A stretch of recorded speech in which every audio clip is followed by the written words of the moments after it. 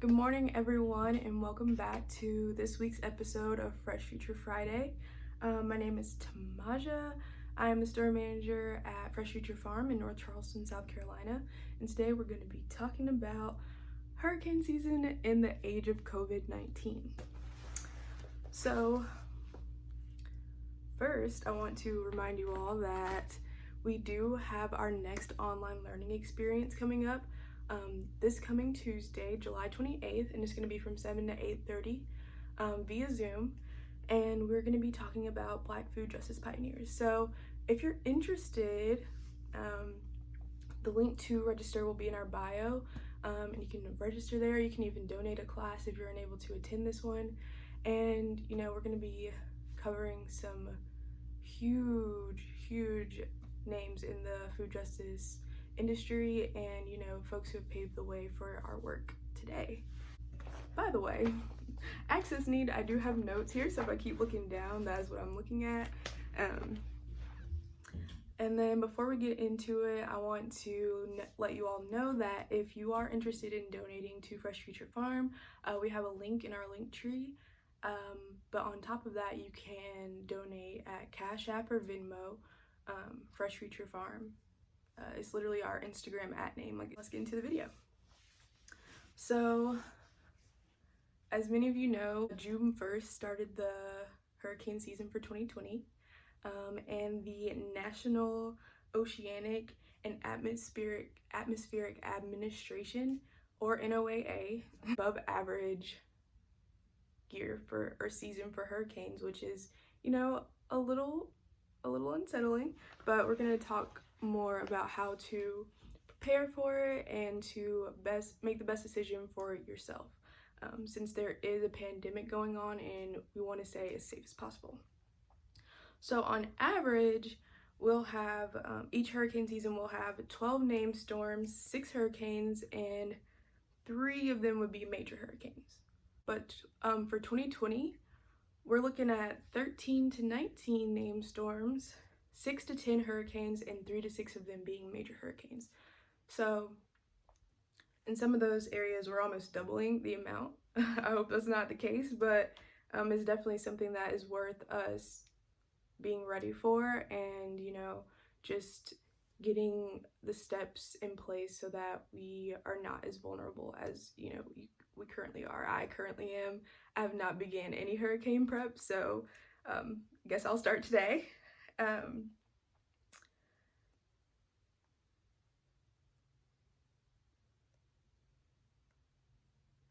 So since COVID has significantly changed the way we move, live, breathe in some cases in society, that's gonna drastically affect our hurricane response. So typically, folks who evacuate would be able to go to shelters and stuff, but now our disaster preparedness folks are having to rethink and reimagine ways to keep folks safe because there's the extra barrier of COVID.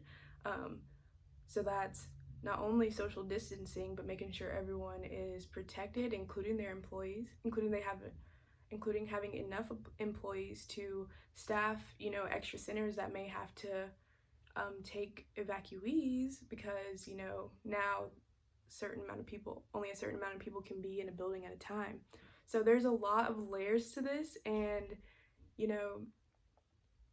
it's gonna take some huge and very intentional preparation.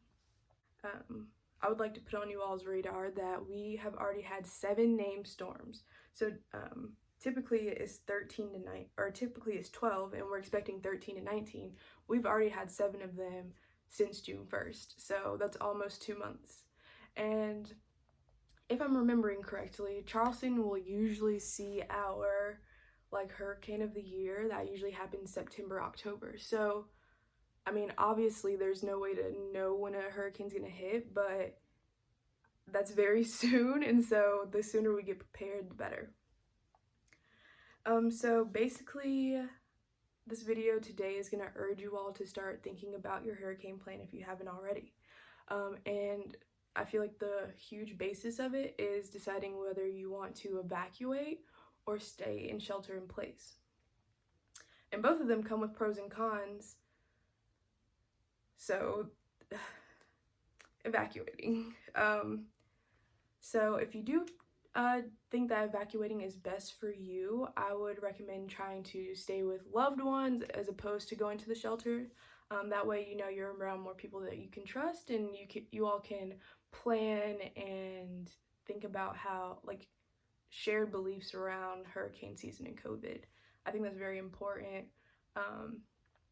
To me, a shelter environment can get very dangerous very quickly, because we've already seen that, you know, some folks are more reluctant to follow the guidelines that are set in place for us without a hurricane existing.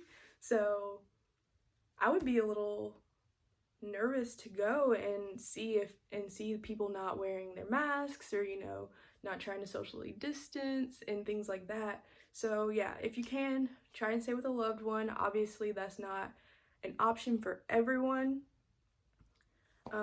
So just, you know, do what's best for you, but that would be the best option for evacuating. Another important layer for evacuating is knowing your zone and being pretty aware of the evacuation routes near you. And I'm going to talk about some resources where you can find this information. A lot of them are specific to South Carolina, but if you're watching from a different state or a different area, I'm sure that your state has some information online. Just a quick search would be able to get you similar resources to the ones that I discussed today. And then, like, the con with evacuating is that, you know, you are going to increase your risk of COVID exposure. Whether that's just, I mean, even if you do evacuate to a loved one's home, there is still that chance that, you know, they could have been exposed to someone who was exposed to it. So it's all risky, but, you know, I feel like it's less of a gamble when you're with folks, you know. But yeah, that is a con that, you know, you just can't get past with evacuation. Is like you're gonna have to interact with other humans at some point during that time. And so then the opposite is staying home. So if you do plan on doing that, you want to make sure you have your supplies stockpiled. And either way, you do want to have supplies, even if you're evacuating. I definitely recommend creating some bags that you can easily take with you. But if you're going to be home, you might need like extra supplies that could fortify your home, or, you know, kind of mitigate flooding, those type of supplies. And there is less of a risk of COVID exposure, unless, of course, you are a loved one that someone who is evacuating is going to come stay with you.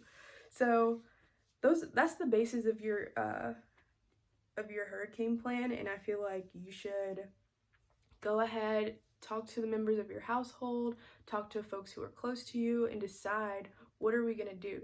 And from there, you'll be able to understand what preparations you need to make, what further preparations you need to make, whether you need to be packing all your supplies in a go bags because you know you're evacuating, or if you can just have everything in a little stockpile in a room in your home.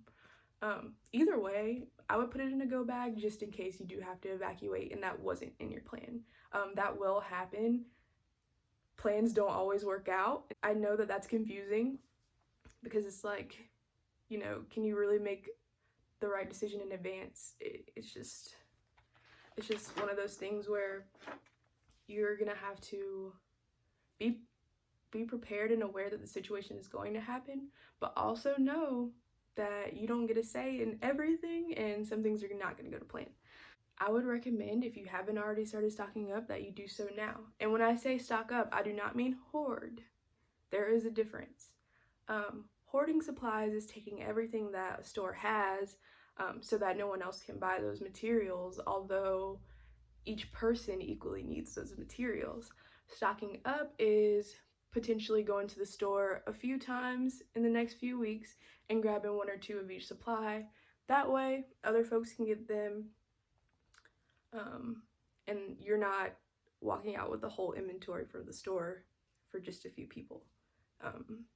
That just puts people in tricky situations, especially those who may not be working on like a high monthly budget.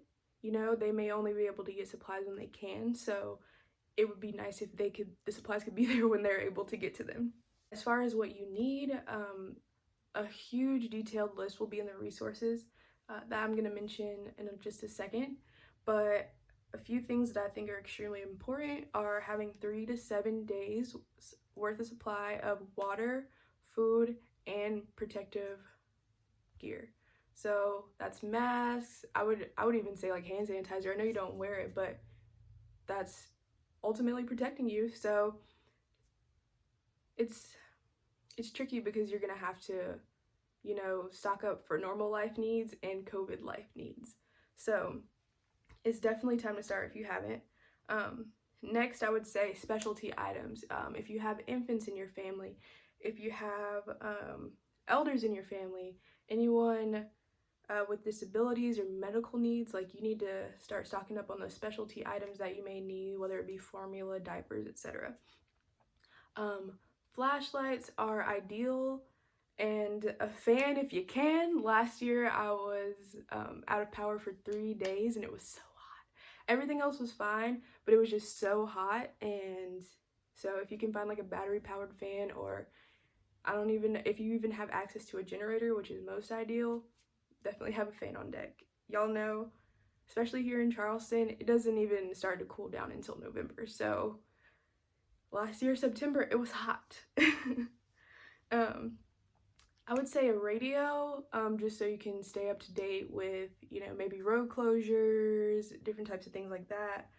Like I said, a generator if you have access to it, and important documentation, IDs, passports, anything like that. And I also saw on one of the posts that I was looking at that maybe turning all of your paper identification and important documents into digital files, just in case. So that's something to think about if you have a scanner at home, or if you can borrow a friend's, you know, trying to get those documents into a digital file, you know, just in case they're ruined or lost in all the commotion. And, you know, that's all I can say. These are very scary and uncertain times, and I don't want this video to like stress you out, but I want it to be more so a video that starts to kind of get your gears grinding on, okay, so how do I prepare? Like what's best for me and my needs and the folks that are in my household and their needs? Because, you know, at the end of the day, we can't change it, and so it's not exactly worth our stress. We just have to know that it's gonna happen, and, you know, have to just kind of be ready for it to happen. But before I go, I do want to give you the resources that I mentioned a few times throughout the video. The first one is the South Carolina Hurricane Guide for 2020. I had a chance to look it over this morning, and it was very detailed. It kind of went over everything that I said, but in a definitely more detailed format. I would imagine that I would love to have it on paper, so if you can print it out, that'd be great. But it is kind of long, so there's a warning there. It has everything from the zones that I was mentioning to evacuation routes based on where you were located in the state. It also has some of the other resources that I'm going to mention here, and a couple of ways to keep up with the updates if a hurricane does happen. Next, I would say getting the Live 5 Weather First app. That is a South Carolina based app, and they're going to be updating it throughout a hurricane. And so if you do have a smartphone with capabilities to download an application, I would definitely recommend it. If not, I'm sure that you can use their web browser and they would be updating it there. And then lastly, there is a resource called scetv.org. And then /weather, they will be also updating all of the hurricane updates if one were to be hitting in the state. So yeah, I know that this wasn't the most exciting video, but it's definitely necessary. And if you have other ways that you think you are helpful to prepare for hurricanes and COVID 2020, please leave them in the comments down below.